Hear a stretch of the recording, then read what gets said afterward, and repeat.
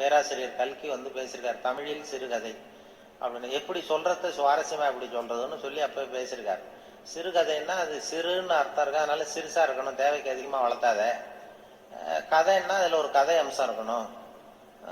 ஒரே ஒரு ஊர்ல அப்படின்னு ஆரம்பிச்சா அதுக்கப்புறம் என்ன அப்படின்னு கேட்க தோணுது இல்ல, அது மாதிரி இருக்கணும் ஒரு ஒரு வரியும் அப்படின்னு சொல்லிட்டு சொல்றதே எப்படி சுவாரஸ்யமா சொல்றதுன்னா தேவைக்கு அதிகமா நீ வளர்த்தாதே அப்படின்னு சொல்லி அதுக்கு ஒரு உதாரணம் கொடுத்திருக்காரு கல்கி. அதாவது நீங்க எழுத்தாளராக இருந்தாலும் சரி, பேச்சாளராக இருந்தாலும், சக மனிதர்கள்ட்ட பழகிறவராக இருந்தாலும் தேவைக்கு அதிகமா இது பண்ணாதீங்க அப்படிங்கிறதுக்காக சொல்லியிருக்காரு. அவர் ஒரு கதை எழுத்தாளர் எப்படி இருக்கணுங்கிறதுக்காக கல்கி சொன்னது.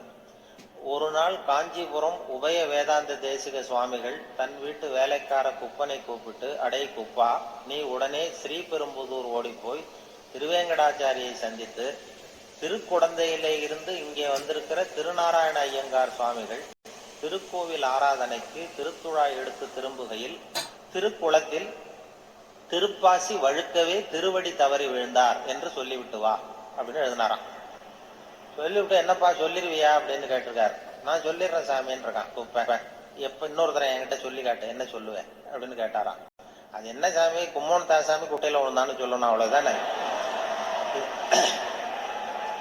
நான் சொல்லிட்டு போறேன் அப்படின்ட்டான். அப்ப கல்கி சொல்றார், சிறுகதையின் இலக்கணம் குப்பனுக்கு புரிந்திருக்கிறது, உபய வேதாந்த தேசிக சுவாமிகளுக்கு புரியவில்லை அப்படின்னு அவர் பேசியிருக்காரு.